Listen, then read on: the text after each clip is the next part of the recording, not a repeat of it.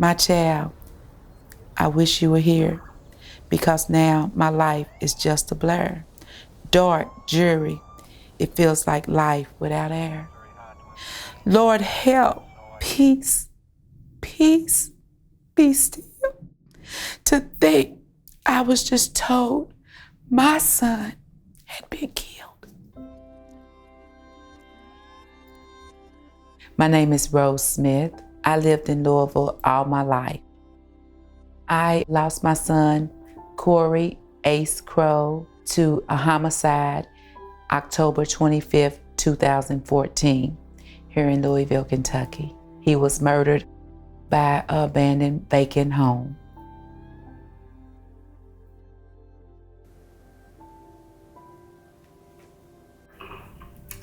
Him and I dancing.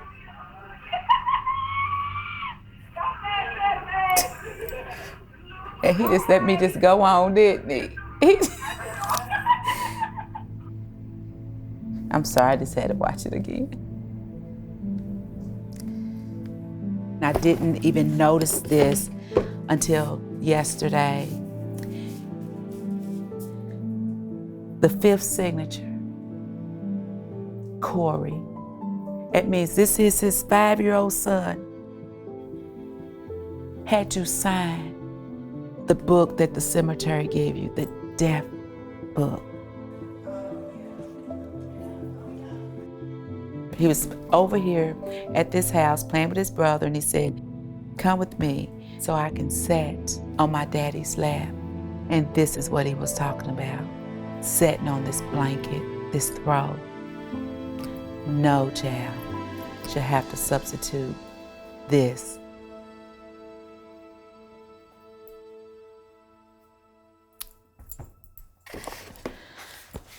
Instead of their father.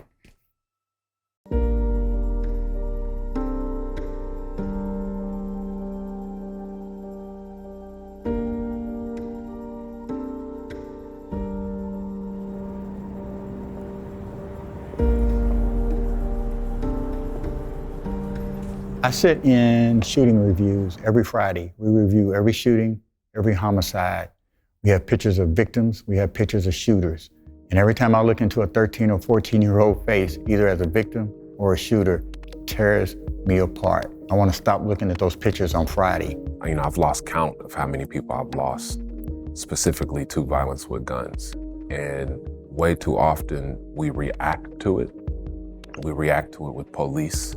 And one thing we understood was we were not going to be able to arrest our way out of this. This was not going to be an LMPD, a Louisville Metropolitan Police Department, problem alone. And so the process here in Louisville, led by Mayor Fisher, has been an all-of-government approach to addressing gun violence in our community.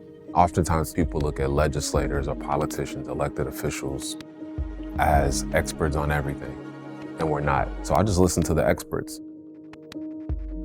When we talk about violence prevention versus violence intervention, we're talking about definitions which may seem minuscule, but it's not. Intervention work is generally what can get you some immediate relief, like let's put the lid on it in the next 2 to 5 years.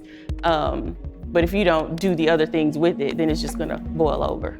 You need to be able to do violence prevention, where you're talking about mentoring or making sure that young people have certain skills and certain caring adults and spaces to kind of build up a defense against the things that could be risks. You're talking about a whole transformation of a space. The letters that I put at the bottom was too big. A mess, boarded up. Boarded up, green pen. It was a mess. It was an eyesore. Yes. So I purchased that property where somebody took his life. I remember one of the neighbors saying, the only reason you want the house is because your son was murdered there. I'm thinking, you're exactly right. That's exactly why I want it. But we're gonna do something positive with it. The ACE project was birthed out of the loss of my son, Corey Ace Crow. Ace was his nickname. And I use ACE as an acronym for Acting Compassionately Every Day. The ACE Place is a place where I have programming for youth as well as support group meetings for other parents who's been impacted by gun violence. So we do life skills. We teach sewing classes here. My niece, that's what she does. I started the entrepreneurship program, and last year we graduated our first class, and we had 16 entrepreneurs. I think 14 of them have been impacted by gun violence. This is a healing space for moms, dads, as well as the children who's been impacted by violence, and a safe place for the community youth. She has so many different programs. You know, a lot of times parents don't have time to do the things that she does with the children. She's made a wonderful impact. Okay, I'll pay y'all out later.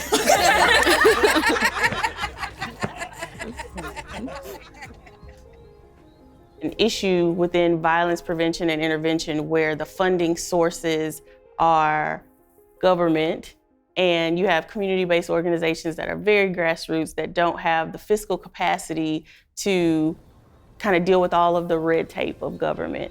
It has been innate to the strategy that I've been building to identify ways to build capacity of those grassroots organizations. They definitely have to continue to reach out to people who's out here doing the work. I believe with everything in me, help them with the resources to do the work. I'm doing this for true change. How y'all fellas doing? My name is Rose Smith. That was my son.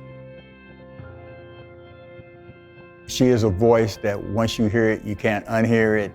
And once you hear it, if you're human, then you will feel compassion for what the victims of gun violence go through.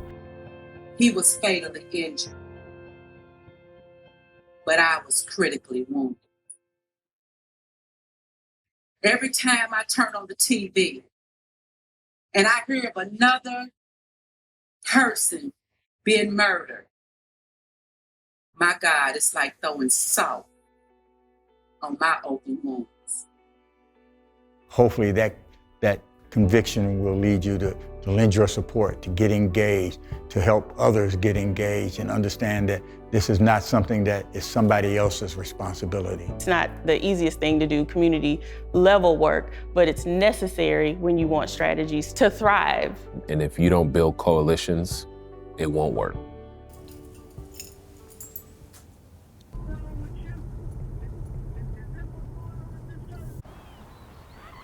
When Corey was murdered, the 25th of every month, we stood on this corner. And I just want to thank every one of y'all because I never stood here alone. I've been here, like Aunt Rose said, with everybody, with all of us, since day one. But what's most inspiring to me, other than Aunt Rose, is seeing how everything has come to fruition.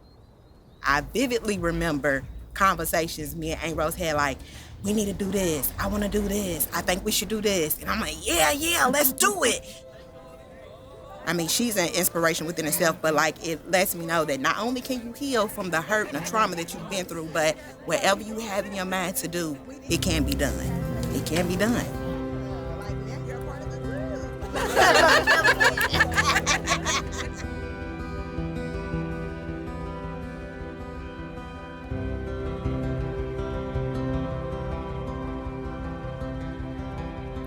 It's key. You know, I, as an individual legislator, one of 26, can present something, but if there isn't community support behind it, and more importantly, community support from the people who are most impacted, whether they're doing the work or impacted by the harm, it's almost as if it doesn't have the legs that it needs. I'm one voice, but a choir is much more powerful than a solo voice. I'm looking forward to there being a buy-in to the necessity of violence prevention and intervention work, and there being consistent political will and funding that goes into the strategies that we know work. And when we come to hiccups, we deal with those hiccups versus maybe completely throwing a strategy away or throwing the funding away for that strategy. And in the next 2 to 3 years, I look forward to seeing us with this, violence prevention ecosystem that is helping us to reduce the shootings and homicides, most specifically, in some of our most marginalized communities. I'm looking forward to saving lives, straight up. I think my thing is, and probably people look at me and say, oh Lord, I don't know, but I'm hopeful. You're right. Yes. Now, if you want to do it yourself, you can. If you want my help, I got you. So.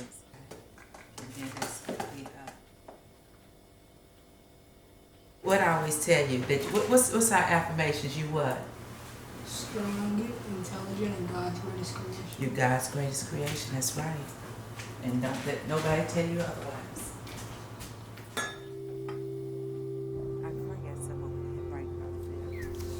It's well, anyway. I'm proud of you. Are you proud of yourself? Yeah, a little bit. I was just telling them, I said, I just hope Corey's proud. More so than me. It ain't about me being proud. I just want him to be proud. No idea. He probably couldn't even have the words to express how proud he is of his mom. He proud of that, bro. That's my mama. Go, mama, go. That's my mama. I need y'all to act compassionately every day, no matter what. So you think of Miss Rose, the Queen of Peace? My peace is people everywhere acting compassionately every day. And you wait on the ACE Project, I'm telling you, because the best is yet to come. Most definitely. Yep.